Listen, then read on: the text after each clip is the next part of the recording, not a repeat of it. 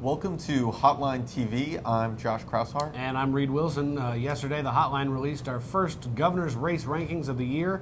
Looks like Republicans are going to have a great year in the House, the Senate, but governor's races are really where they're going to make their difference. Josh, how do you see the national landscape? What's so striking is a lot of the big battleground states, the big four, as both committees like to talk about them, they are moving away from the Democratic Party. We saw a Quinnipiac poll this week. In Ohio, Ted Strickland down 17 points in one of the big battleground states. You go to Pennsylvania, it's not looking good for Honorado out there. You look at California, and it's a close race, which should be, this is a solidly Democratic state, and this race is going to go down to the wire. So the governor's races are looking just as tough for the DGA, for groups putting money into the governor's races, as it is in the Senate and House side as well. Josh, I want to spotlight a couple of those races you just mentioned. First of all, Ohio, you wrote a good column this morning.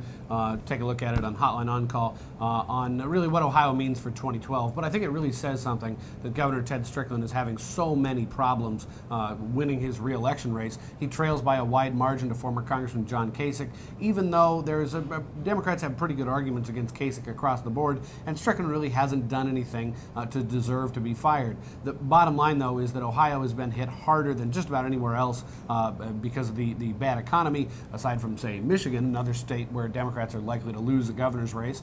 If Ted Strickland can't win this race, I think it bodes ill for President Obama as he runs for re-election in 2012. It really shows that Democrats have a lot of work to do on the economy. Josh, the second race he talked about was California. In California, Meg Whitman barely leading former Governor Jerry Brown, despite the fact that Meg Whitman has thrown something like $120 million of her own money into that race. Jerry Brown still has enough money to really be competitive in the last month or two.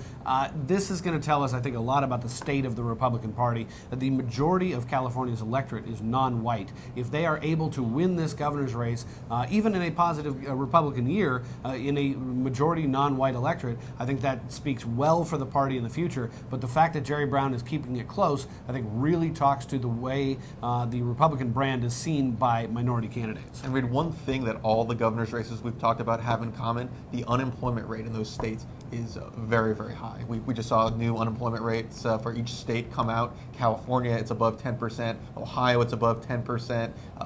Oregon, even a state where Republicans are in pretty good shape, surprisingly, above 10%.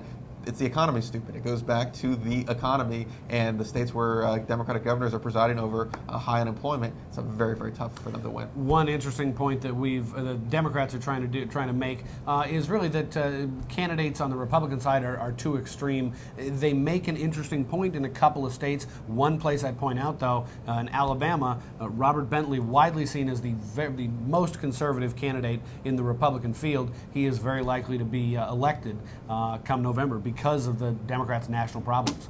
That's about all the time we have. Thanks for watching. I'm Reed Wilson. And I'm Josh Kraushar. We'll see you next time on Hotline TV.